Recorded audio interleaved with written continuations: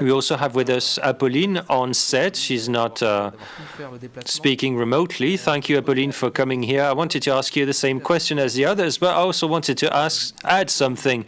What could you tell us about your experience of being both students and aeronautics students at Super Aero, this great school that we've talked about many times, and also being committed against climate change? How can you reconcile this schizophrenic position that we're sometimes seeing more and more? Well, hello, first of all, thank you. It's a pleasure to be part of this conference and this roundtable. I'll introduce myself. I'm Apolline Rillet. I'm still a student at ISAE Super Aero, and I'm the president, not for very long because now the student organizations are transferring power, but for a year I was the president of Super Aero for Us, a student organization for the environment and the climate at Super Aero. It may seem contradictory to have such an NGO at ISAE Super Aero, which is part of the space industry, but I don't think it is that much of a contradiction, because I think it's really necessary to take this problem into account. It's our role as future players of the aeronautic world. It's the same for other industries. It's inconceivable right now to grapple with this matter. I mean, Valérie Masson-Delmotte and Jean-Marc Jancovici really explained it very well. So it's really necessary to take that into account, and to do that with hundreds of other students in the aeronautics sector. We signed an editorial that was published by Le Monde last year to show that students are really keen on climate change being taken into account by industry players and people generally, to make sure to show that we are aware that the world we're living in can be threatened and that will impact us directly. And we're talking about 2050. I'll be 50 by then, and so I hope that I'll live many more decades, and it will depend on the state of the planet at that time. So that's important to me, and we really wanted the aviation business to take the lead on that, and so that we can anticipate on this change rather than sticking to the business as usual and then being forced to take action in 30 years' time because we hadn't anticipated, and climate change would be even stronger with even more dire consequences than if we had acted only now. Thank you, Apolline. Right, well, let's get into the thick of the matter, although your presentations address this. And of course, all the panelists can talk if they want. Feel free for this. So as everybody knows here, the air sector is facing one of the worst crises ever with the COVID crisis, with a lot of huge consequences on employment, industry, air transport, air companies, and so on. So my question is so according to you, what does this COVID crisis and the impact of this COVID crisis reveal on the air transport sector? Do you think similar crises could happen later because of climate change events, for example? Or how could aviation be better prepared to this? Thank you, Olivier. If you don't mind, I would like to switch to French because I'm defending a cause, and more especially in Africa, the French-speaking African countries. Oh, sure. Donc Olivier, déjà une fois de plus, merci de me passer la parole. Je voudrais Olivier, thank you for giving me the floor. I would like to take this opportunity to present the situation as it stands in Africa, the aviation. Now, Africa is not one monolithic developing continent. There are differences, and we do consider climate change in various parts of Africa. Africa, but certain parts of Africa are more directly concerned than others. It depends on the number of planes landing there.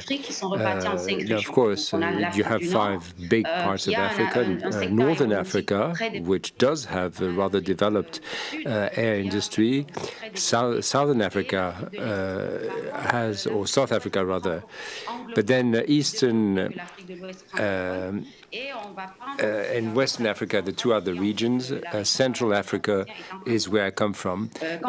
In Eastern Africa, you have a difference between French-speaking and English-speaking Eastern Africa. But in any case, I myself come from Central Africa, where you have large amounts of natural forests. We've considered the effects of climate change on the world at large, but our own youth may not be aware of this because some parts of the world are not affected in the same way.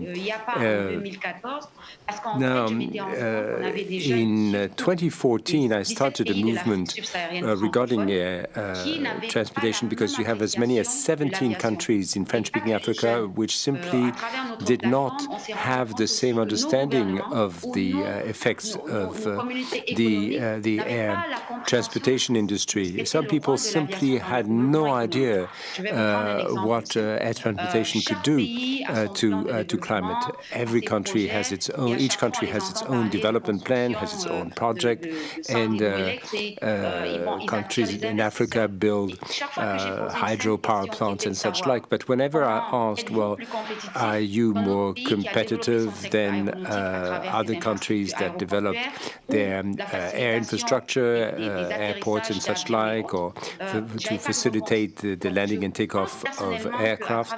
I never got an answer to that. And I think that we should have a different approach and try, and because Africa is a special case because there's great diversity and the issue of climate change hasn't been approached in the same way depending on where you are. Now, there are many other Africans that are just like me trying to popularize the concept of air transportation. And of course, the African youth should be made aware of this. I mean, all of African youth believe that happiness lies outside the African continent. Their only hope is to leave Africa.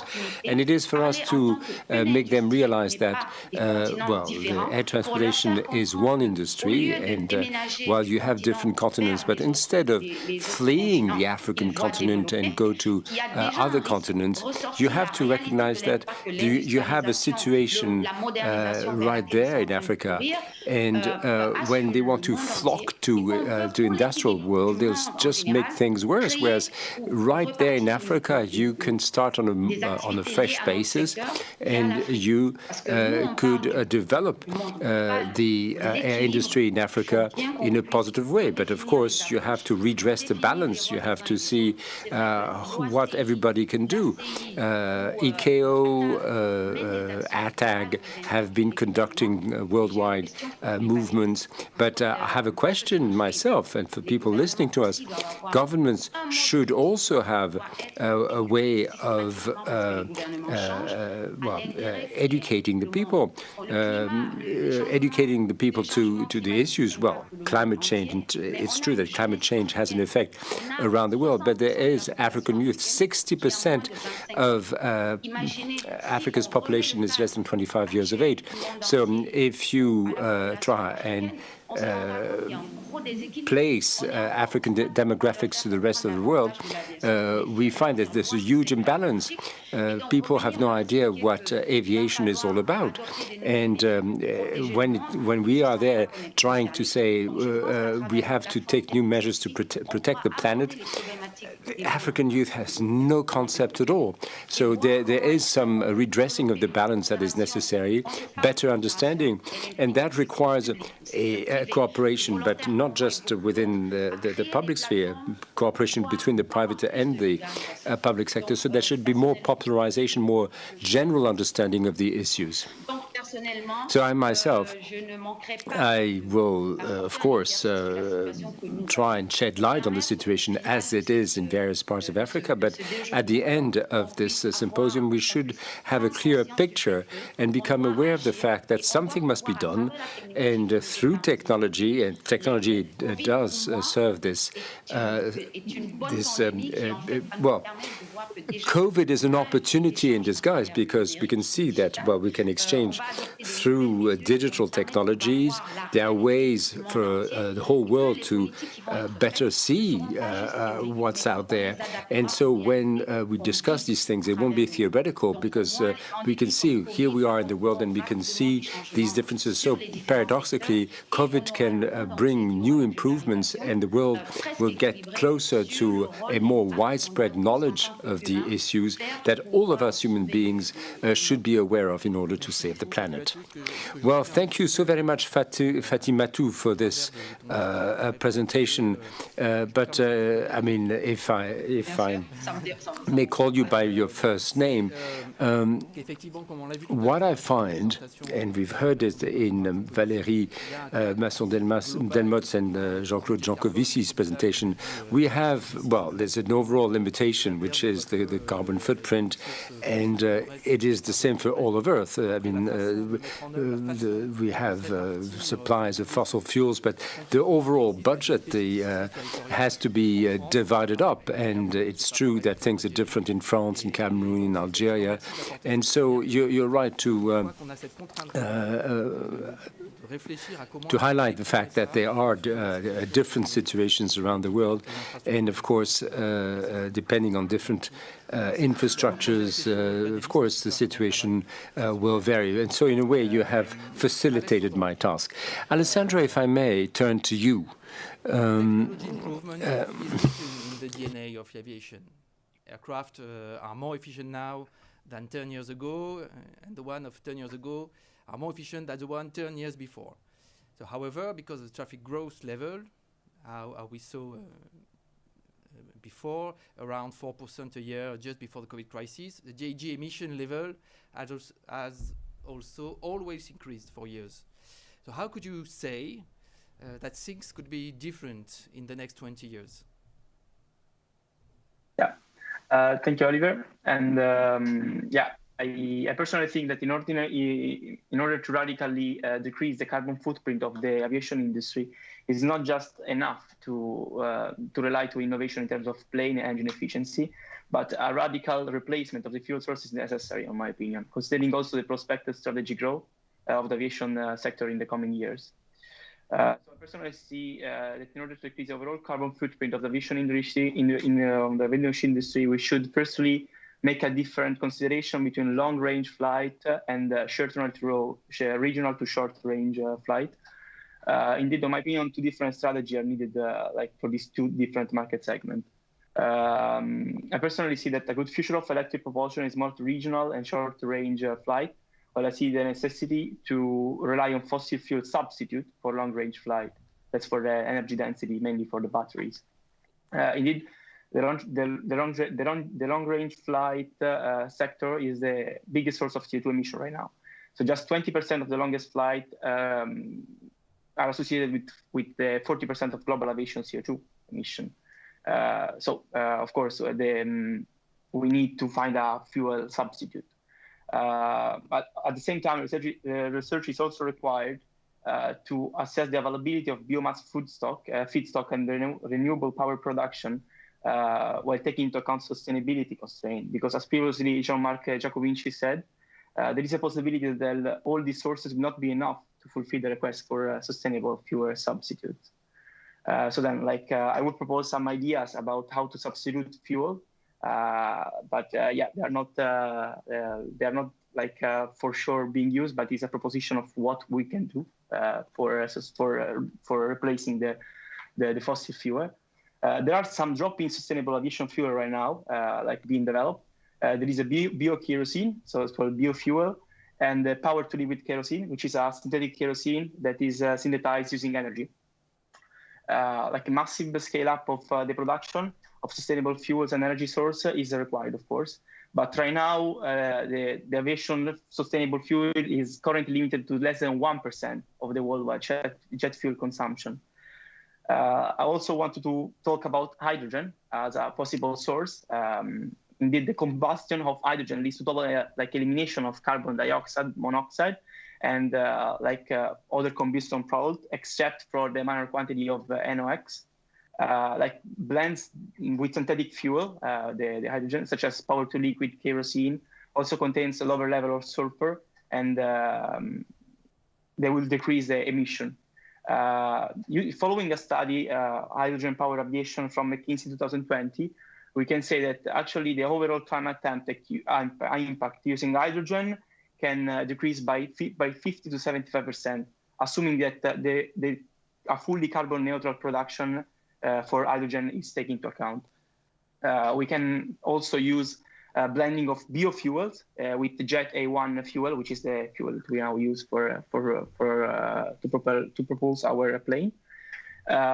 Also, we can blend them and achieving an overall climate impact, again, from the study of McKinsey 2020, about around 30 to 60%. So these one are the two main ideas about replacing existing fuel.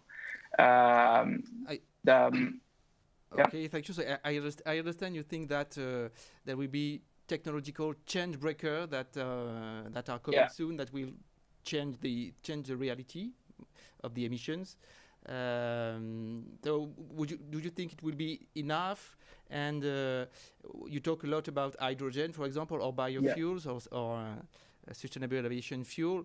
Is your vision is that these technologies are zero emissions? So, or how do you consider all the energy to produce hydrogen and all what is needed to produce hydrogen and biofuel or PTL?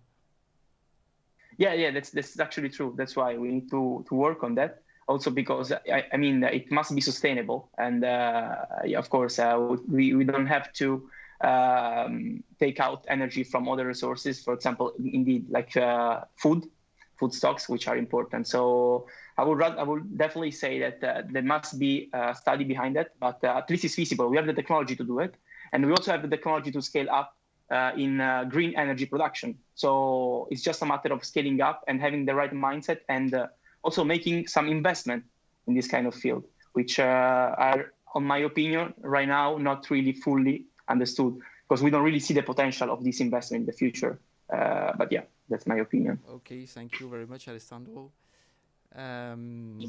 Florence, you talked about your personal experience of aviation.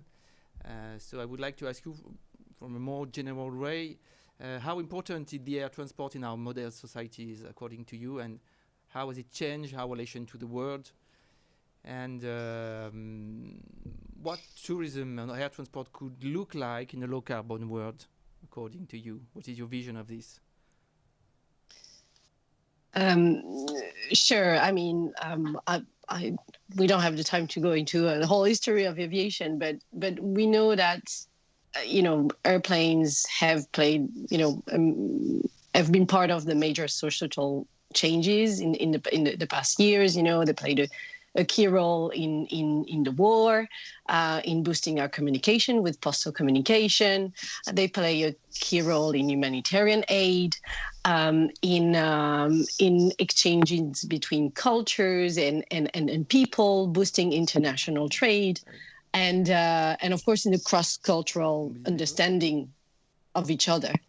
And so there are so many different aspects in which aviation plays a key role, but then of course the one sector where aviation is actually being majorly impacted is travel and tourism. So the expansion of travel and tourism in the past years has been exponential due to the strong economy, the growing middle class, and the rapid urbanization, especially in Asia. We know that this is a massive driver of that expansion at the moment. Affordable travel, visa facilitation, and all the new business models and technological advances. So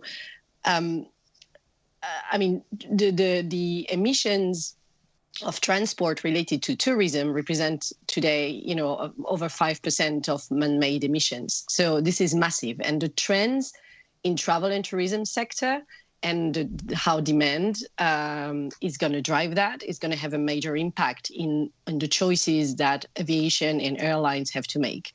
So even, of course, the COVID pandemic is a wake-up call, just like Fadimatou said. It's at the same time very scary, but also a massive opportunity to really accelerate the changes we need to make. So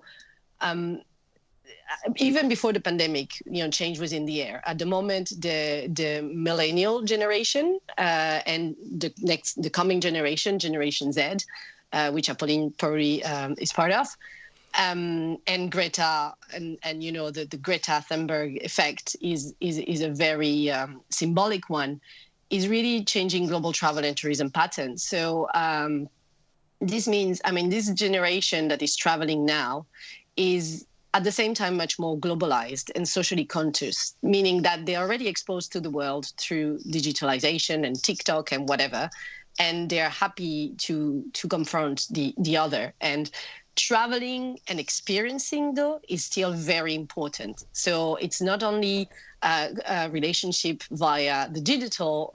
Going and experience the real world remains an important trend.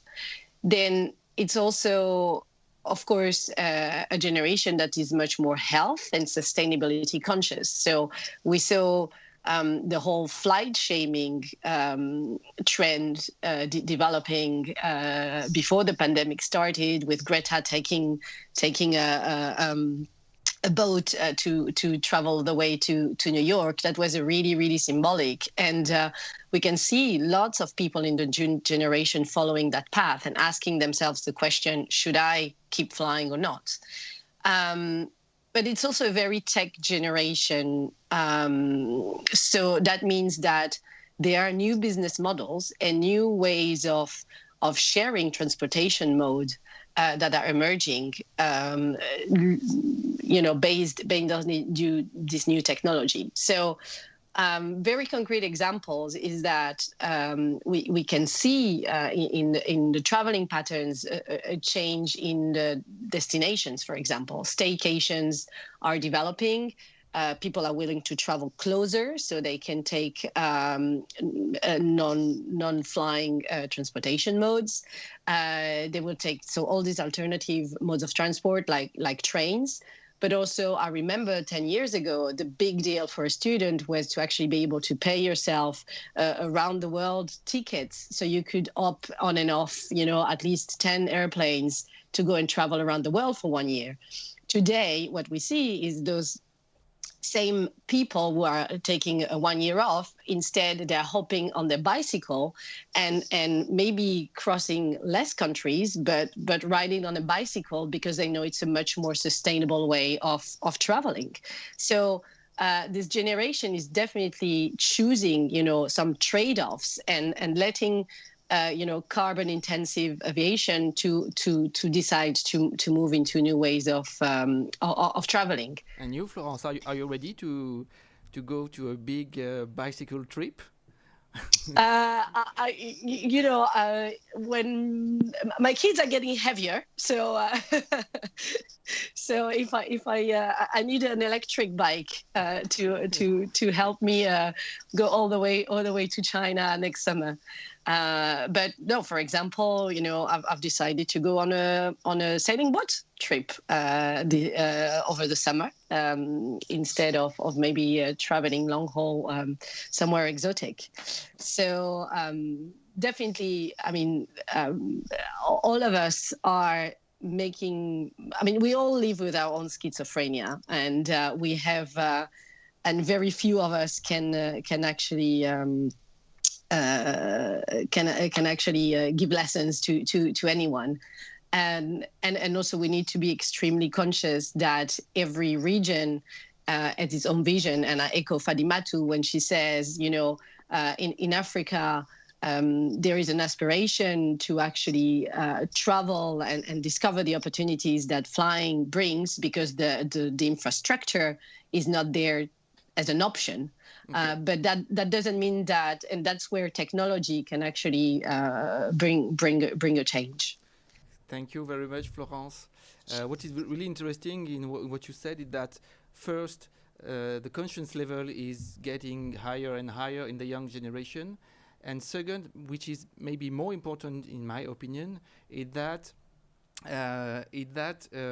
for example, going to a bicycle ride is not necessarily worse than before. I mean, traveling closer is not worse necessarily. It's not a worse life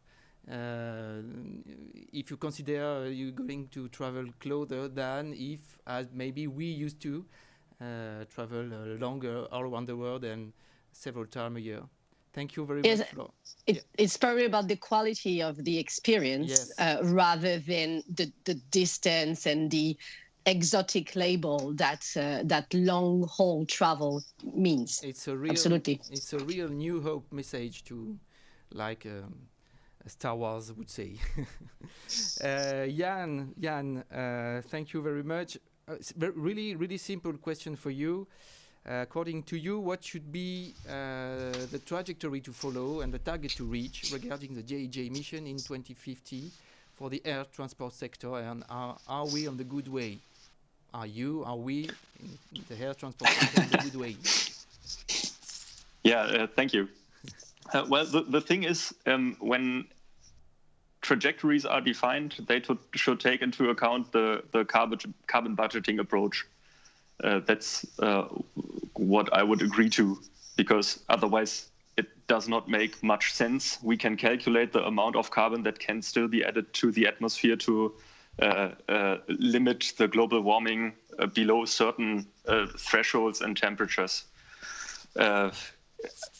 But where are we coming from right now? When we are looking back into the history, we can see that, for example, the IATA, International Air Transport Association, and the Air Transport Action Group, they had defined a target, I think it was in 2009, that said we should get more efficient by 1.5% per year until 2020, then start carbon neutral growth, and then reduce our emissions to a level of 50% compared to 2005, but in the year 2050.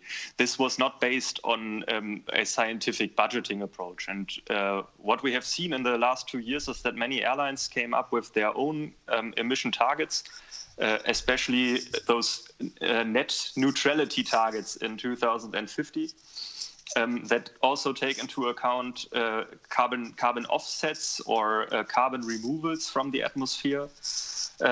And the most recently, what at least from my perspective, what I see is that there is for example, the Science Based Targets Initiative that translates a carbon budgeting approach into sector-specific trajectories and recommendations. And that also takes into account that some sectors might be harder to decarbonize than other sectors. And this is especially true for aviation. What is your answer to people who say, sure, aviation is harder to decarbonize than other sectors, but it's also a smaller number of users of it, as Jean-Marc Jancovici said and Valérie Masson-Delmotte. Air transport is for a quite small number of person of this world. So the trade-off to hard to decarbonize, but a few person who are users of the aviation. What is your answer to this? It's probably true that a limited or perhaps a growing number of people is flying, which is part of the reason why the emissions are growing so fast. Sure. There is a growth, but not every person on Earth is flying. Others are flying several times a year. Yeah, thank you. I got that point. Yeah. This is a particular thing, and this. I mean, if the transition for aviation works towards climate neutral technologies or the use of sustainable fuels, as Alessandro already advocated, then it is still true that a limited number of people is flying, but their impact on the environment is mitigated. So we should concentrate on that effort. I believe that flying, connecting nations, connecting countries, it's important, and a growing number of people will benefit from this advantages and the luxuries that it brings. We just have to take care that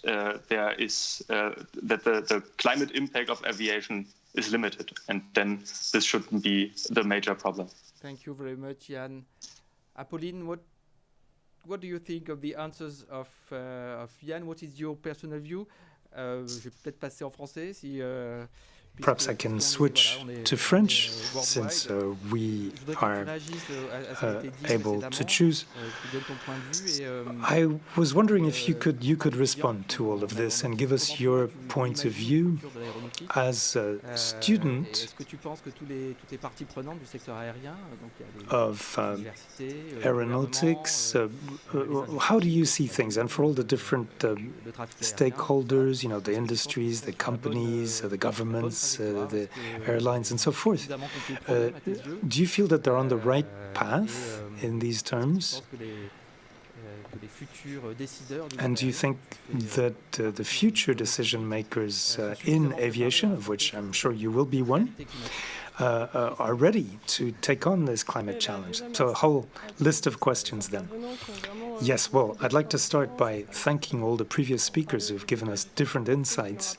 I mean, we heard originally about how in Africa people may have a somewhat different perspective on aviation from a lot of people in Europe.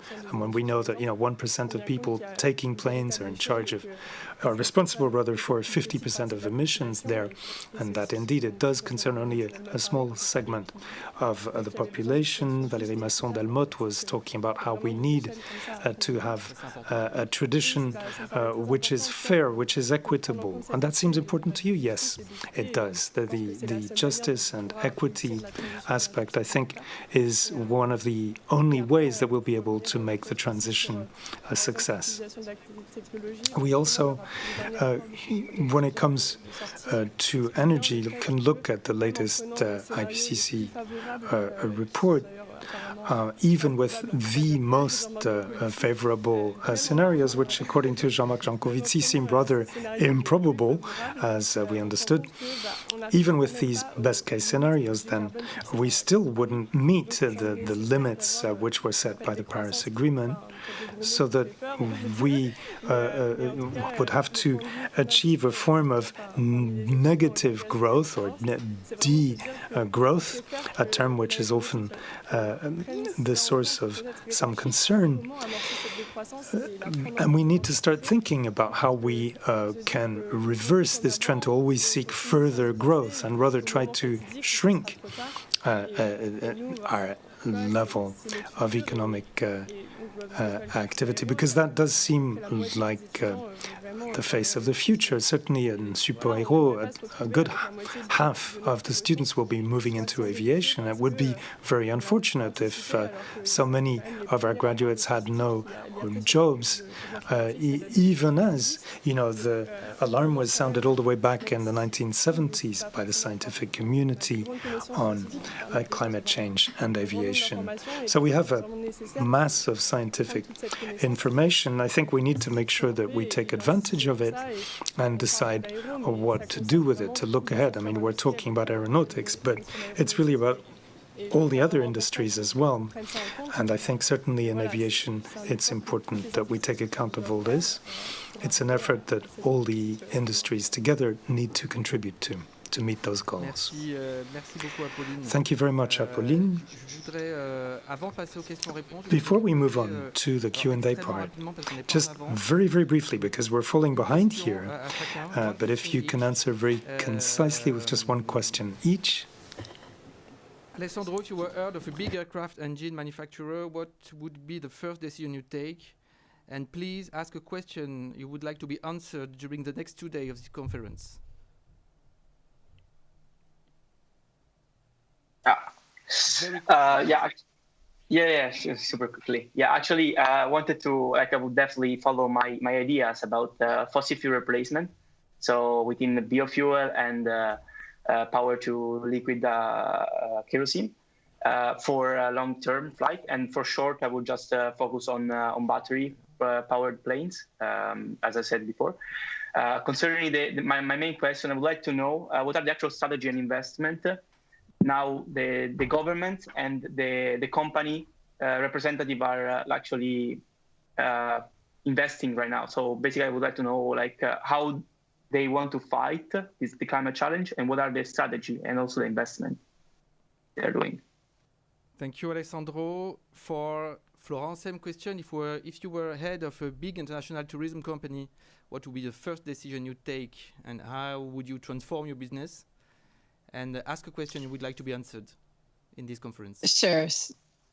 Sure. I think if I was a head of a big travel tourism company, I think first of all, I would make all my employees look at Valérie Masson-Delmotte's presentation. And I think that everyone should look at it.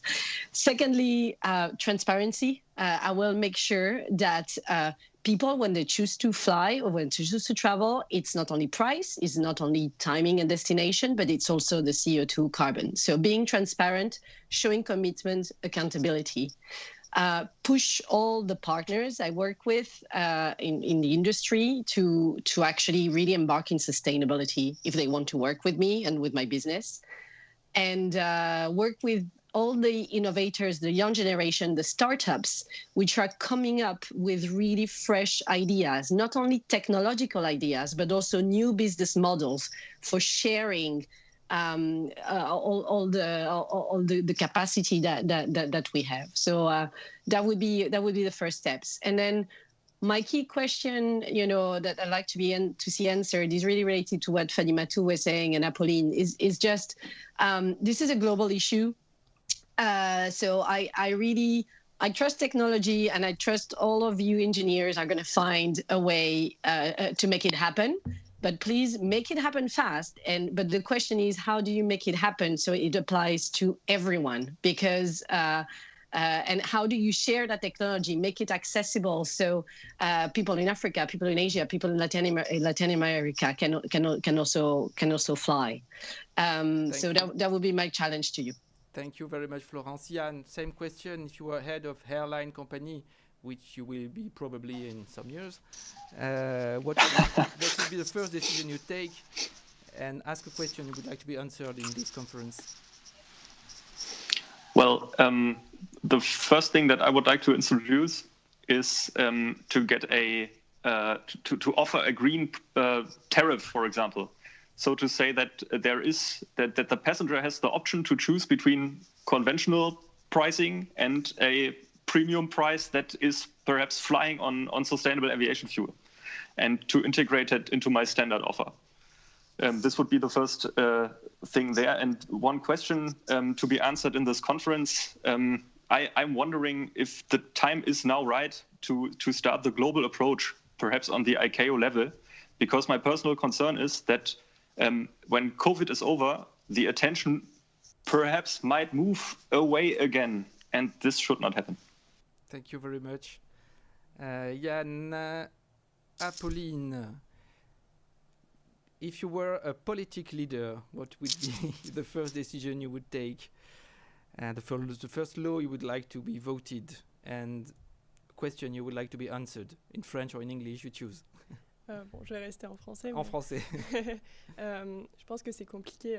Well, I think it's complicated, if you were a political leader to choose just one law, but all of the commitments that were identified as part of the citizenship consultation on the environment in France, I think would be a very promising starting point, because they were all developed through a participatory process that was very carefully thought out. So if we were to enable implementation of these ideas internationally, that would be an excellent starting point to act in step with the prospect of climate change. As for the answer, or at least the issue that I hope we'll be talking about during this symposium. Clearly, that would be how the aviation sector as a whole plans to prepare for this transition to 2050 to a low-carbon world. How can we best prepare so that aeronautics can survive all of these changes, and that we see different things happen to aviation than what happened, for example, to mining in northern France, which basically disappeared. It was a pioneering sector. We've had a lot of breakthroughs over the year, and I think it would be an extreme pity if it were to come to an end. We need to tap into the potential of all the people who are moving into this industry. Fatima, too, very quickly, if you were, let's say, the CEO of a major industry or airline or association, which you are, in fact, aren't you? What would be your first decision? And, of course, what question would you like to find answers to during the next 2 days?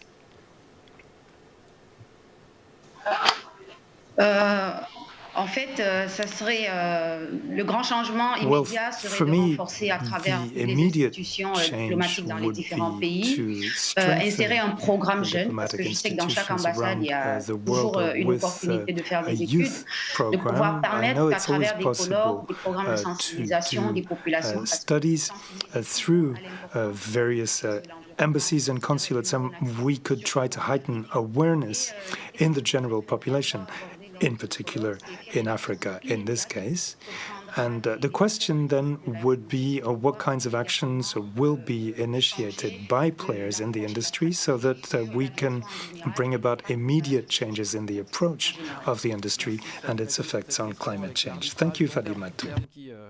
And also with the long-term trade-offs that need to be discussed and are essential. Now let's move on to the Q&A session with the audience.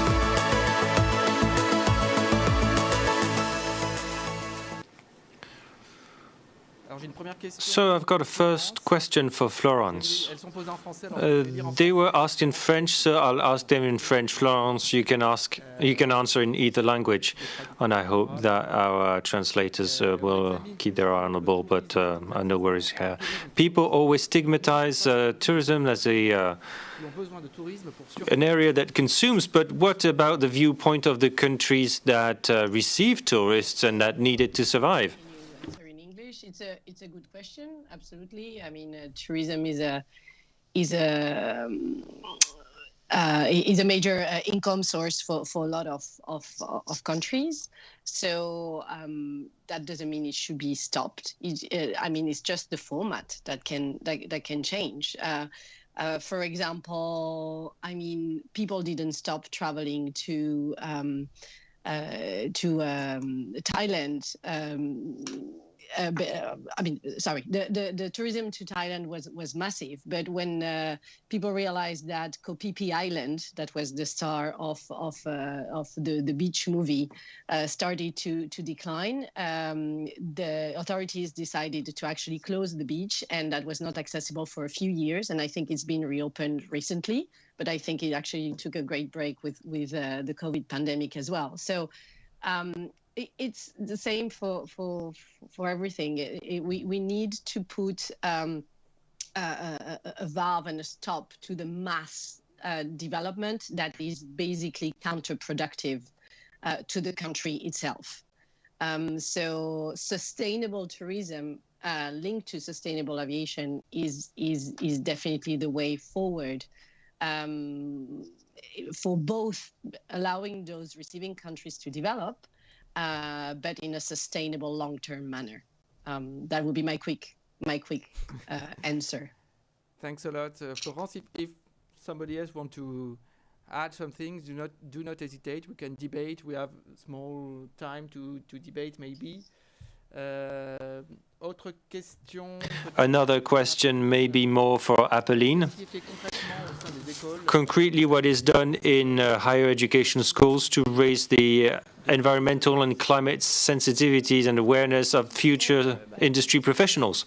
Well, Super Aero for Earth was a key player with the school administrators to establish courses about that. For 2 years, we've been part of the Climate Back to School session. It's a major event in all engineering schools so that we can, for instance, organize the climate fresco based on IPCC reports. It's essential. These are reports of hundreds of pages that very few people actually read. And so it's a playful way to learn about these issues. We also established mandatory classes because we saw what the SHIFT project is doing about the position of awareness raising in higher education, and there are a lot of schools where if you don't decide to have classes related to climate change, then you slip through the net and you would never hear about it. So at ISE Super-Héros now, as part of our engineers training, we have classes that introduce us to environmental challenges, talking about resources and the underlying physics. Would you say that it came naturally, or did you have to push the school management to go even further as your super-héros for Earth? Well, it came on both sides because the students wanted it, but the school's goal is to match our expectations and to help us better realize the challenges of the world that we're facing. And better understand the challenges because it's quite complex. Sometimes when talking about feedback loops, these are very complex mechanisms, and so it's right up an engineer's alley to understand these complex mechanisms and then make the right decisions. I would only add, it's not directly a question for me, I'm only a moderator, but I would add that, yes, it depends on the schools, and of course there's not just engineering schools. As a member of Super-Héros de Carbo, I was involved at ESCP, so it's also a topic at management and business schools. Increasingly, here I'm talking about the students' mobilization for the climate, which is bringing more and more students together. And so you can feel that there's a real push there. Thank you, Apolline. Another question for everybody, for those of you who want to take part. I have a lot of things to say about that, but I'll first let you answer. All economic agents must make efforts to reduce emissions, amongst them air transport, and young people are right to take an interest in that. But why are they also taking a look at an area that pollutes just as much and where everyone is involved, the excessive use of digital equipment and smartphones? So, very quickly, I'll ask it in English as well. It's great that all the students are interested in the GHG emission of the air transport, and it's really important, but it's also really important to have in mind that there are other sectors which are really emissive, and why don't we take care about the digital smartphone and things like that? That should be more interesting regarding the GHG emissions. Well, if you'll allow me, I'll add that we're at the Air and Space Academy, so we're talking about aviation, but it's really important for the aviation sector to take that into account, but of course that applies to all industries. And aviation is not the only industry that needs to restrict its carbon impact. It applies to all sectors, and I hope that digital players are also doing that work. As for aviation, it's about individual behaviors. We're talking about flight shaming, but it's also about reducing your use of digital technology, changing your handset less often, and it's all about individual behavior. Also, we take care too much of the GHG emission of the aviation, and we should take care of other sector better, or do you think it's correct? Well, I mean, climate change and the mitigation of emissions is a global challenge, and it affects all sectors. But we should not use this as an excuse for that aviation should not do it. I would just say every sector has to do it, and also the smartphone user should verify if he does the right things. But aviation should do that. Should do the same. Okay, thank you very much, Yann. Apolline, super-héros décarbos thinking is very much France-focused. It's maybe a question for me, but we won't reach any results if we don't think globally. Do you think that your vision should be transposed to the whole world, whereas air transport is not an option for a lot of the big chunk of the planet? A question to Apolline.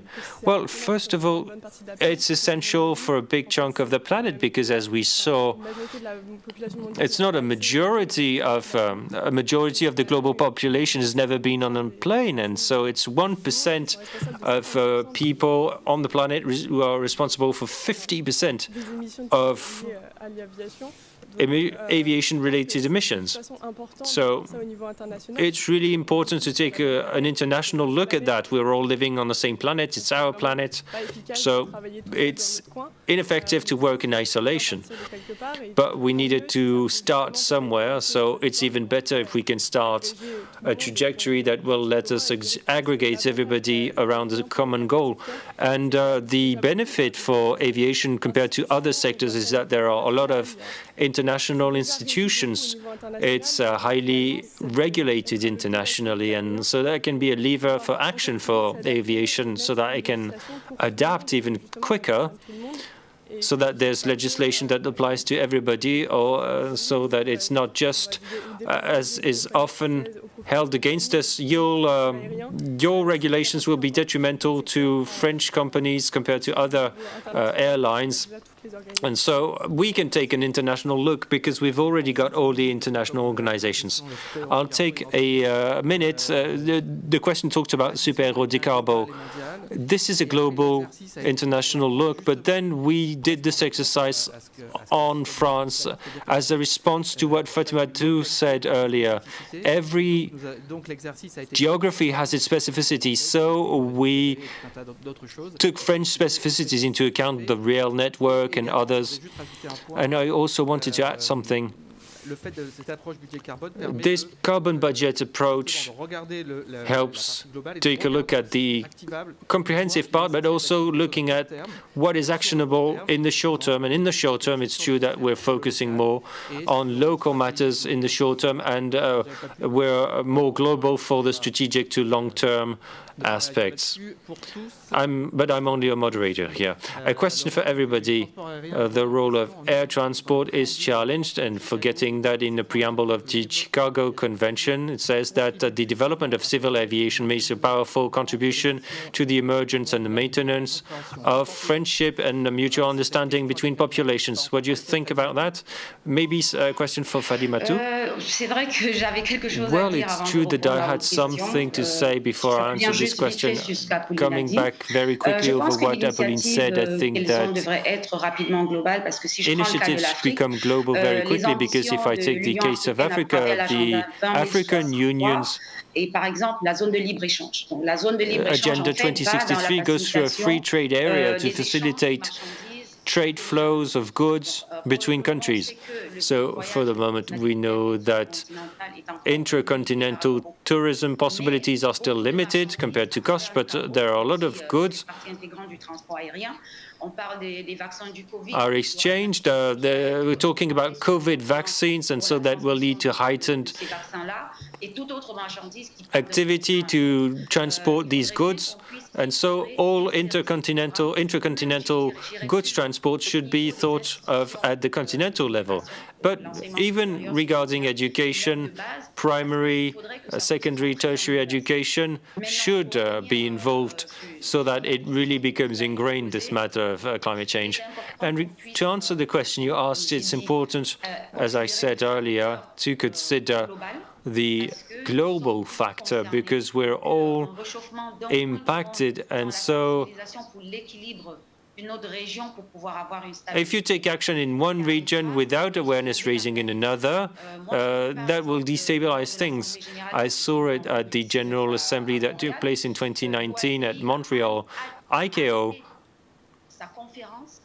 stopped its conference that was not planned to support Greta Thunberg's initiative. And personally, that was the first time I was experiencing that, a 16-year-old girl mobilizing over 500 people, and I could experience that for myself directly. There were 2 or 3-year-olds with their parents exchanging drawings showing how the world would deteriorate if nothing was done. But this is the type of action that I would like to see with more organized programs with schools or embassies or exchange programs between Europe, Africa, or the rest of the world in Africa. Because, as we're saying, we're a virgin continent, and we wouldn't want to be the victims of copy and paste approaches, so that would quickly reduce our chances, our survival. Something to say on this? Do you have the question translated in English? Actually, no. Actually, no. The question is about the essential mission of the international aviation, which is described in the Chicago deal, let's say. So the question is how to balance the risk between threatening these essential missions and reducing the GHG emissions. How to balance this risk? Yeah. What do you mean with which kind of risk? I didn't really understand. That if we reduce too much the aviation, then the essential mission described in the Chicago Agreement will not be respected. So how to balance, how to find the good balance between preserving enough air transport to respect the Chicago Agreement and containing the GHG emission of the aviation.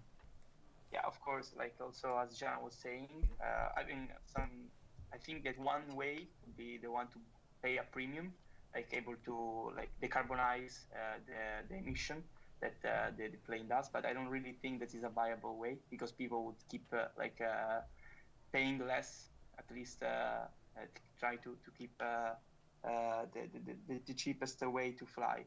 So I would say that we should invest in decarbonize this field on the company side and on the government side, rather than on the final user one. Even because it's a big challenge, and only big investment can make a change in this climate fight, I would say. And that's basically it. So basically, I think we should invest a lot in decarbonization, because I always said at the very beginning, we live in a common world, we share the world, and then everyone must do his bit in any kind of field. I was also Apolline was saying, and we have a common goal, and we need to share, and we need to everyone makes its own part, let's say. Okay, thank you, Alessandro. I have time for a last question, or I have to... Yes. Okay. Ouais, ok, donc nous avons une dernière question alors qui est... We've got a last question which is specifically for France. Well, so maybe Apolline. A question to whomever. In France, aviation accounts for 27,000 hectares of land used and 97,000 hectares for rail, when you can see that land use is essential, especially in countries where infrastructure remains to be built. Maybe a modal shift is not the right solution. How we've heard with Valérie Masson-Delmotte, the land usage is essential on the climate change perspective. So is it a really good idea to balance, let's say, short-range aviation with train, just because with train we use land differently and not in the benefit of the climate change? So this is a question, and the example is based on figures, on French figures, but the question can be generalized in all your countries. Does somebody want to answer this question? Well, I would say that it's outside of our remit at ISEA Supero. That's not necessarily what we see, but Valérie Masson-Delmotte explained it very well. You need to take into account land use, because that's one of the very important criteria. But I think that we need to have a very comprehensive view. There are lots of mechanisms at stake. And so we need to improve our scientific knowledge so that we can quantify things and make the right decisions. The aim of all scientific work is to have the right knowledge to inform decision-making, and so we need to dig deeper into that. Isn't it better to use more land but have fewer emissions and less contribution to radiative forcing and therefore achieve gains? Or maybe the land use gain is not enough? I don't know. We need more research to make the right decisions. Thank you, Apolline. Say something about that? If I may? Yes. Yes. Yes, I think the whole point is about, and it's the same across every sector. I've seen this in energy. I've seen this in other sectors I've worked in. It's about having a holistic ecosystem approach. I mean, of course, where their infrastructure is existing for changing transportation mode, then it might be a good idea. But if we have to spend a lot of money and carbon emissions to build a rail infrastructure and trains in countries where it doesn't exist, then that might not be such a good idea. And maybe we can think about airplanes, but which are powered in a different way, in a climate-friendly way, in those countries where the infrastructure doesn't exist. So the point is stop thinking in silos and actually really opening up and looking at data and science to really take the good decisions based on where are the right trade-offs to be made in terms of how much would that cost us of our carbon budget to take this kind of decision, and look at where are the opportunities with the new technology. So there's not going to be one size fits all solution. Solutions can be specific to nations, they can be specific to regions and to developing patterns. So thinking systems approach is really key. Thanks a lot, Florence. Et peut-être je voudrais juste préciser. Thank you, Florence. And I simply wanted to point out that we're talking a lot about this report. La mesure préconisée, the recommended measure is to shift transport modes to existing infrastructure at first and for the short term in order to contain greenhouse gas emissions. To take into account what you have as infrastructure, as existing infrastructure, before deciding things that could be questionable. Une autre question, alors peut-être plus. Another question, maybe even more for Florence. To say something is welcome. The €0 flight, or almost €0 flight, created to democratize travels, travel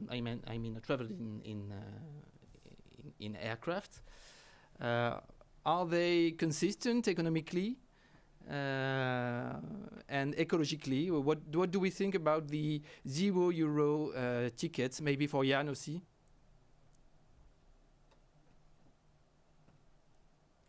Alors peut-être en français, les vols à 0 € ou presque pour démocratiser les vols. So we are asking about these €0 flights that may be somewhat absurd, both in economic and ecological terms. Let's say it's about low cost, right? You're not a low cost. So yeah, well, Lufthansa Group. We're focused on a premium product. However, Eurowings is also part of Lufthansa Group, and Eurowings is a point-to-point low-cost carrier. However, they do not offer flights for €0. Yes. I mean, for an airline, it cannot be a goal to offer flights like that. My personal opinion is the flights should at least reflect the cost that their cost. so to say taxes, fees, fuel consumption, perhaps even emission cost. And when you combine all that, you are far away from zero. So therefore, my personal opinion is I do not like those €0 offers. Thank you, Jan. Somebody wants to add something?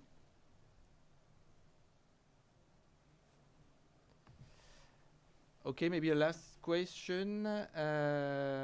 Faudrait-il un organisme référent? Should we need an authority worldwide that would give reliable data on pollution generated by civil aviation? Do we need referent organism in Europe or in the world to produce valuable data? General data on the GHG emissions made by air transport, civil air transport. Do we have, according to, do we have this? Do we have a consistent organism for consistent data? And if we don't, do we need one? At the Europe level and at the world level? European and world. Well, I don't know if I understand the question correctly, but from the European Emissions Trading Scheme and from what is being set up to facilitate CORSIA, these data should be available. And I think there's also some sort of environmental report by the EASA, so should be available already. Yeah, I mean, you're confident with the data you have at the European level and at the world level. Perhaps at the world level, I'm not fully aware. At the European level, the data set should be very complete. Yeah. At the global level, I mean, you could calculate all that because the International Energy Agency tracks jet fuel consumption. You can just multiply it with the emission factor and you have the data. So there might not be the military consumption or from other authorities the fuel consumption, but shouldn't be too much. So I think it is already available. Yes. Somebody wants to add something on this? Disponibility of consistent data? Yeah. If I may say something, ICAO has been doing an incredible job, and ATAG also has been doing an incredible job, and reports are posted all the time on the website. So countries have been called and invited to do their action plans that needs to be followed, because the International Civil Aviation Organization is very aware of the fact that its activities need to have some consistency. So I believe that is already existing, and we just need to ensure that there is a proper transmission from generations to generation to meet up with the objectives that have been set. So when we talk about 2021 to 2035, I believe every single country of the 193 countries members of ICAO are actively following this CORSIA plan. And then we hope that we will be able to get to level up, because we should be thinking, as I say, as an industry and not as a continent. We're talking about aviation. Everything related to aviation should be taught globally and practiced locally to ensure that we stand up as one industry. Merci beaucoup, Fadimatou. Il est l'heure de encore des questions, mais il est l'heure de conclure cette. Well, thank you so very much, Fadimatou. The time has come to call this to an end. This was a very exciting exchange, and I do realize, and this is very promising, that the younger generation is well aware of the challenges and the issues, and those of you who are about to be decision makers in the industry, airlines or indeed air manufacturers, are well aware of the issues. And as Florence said, the next generation is also very much even more aware of these issues, and so this is promising. A number of very relevant questions were raised, and they will be taken up later. Great pleasure to see your different opinion on this so interesting subject. Hope you're gonna well and see you. And voilà, après ce petit intermède musical. And so we will have Philippe's conclusion right after this.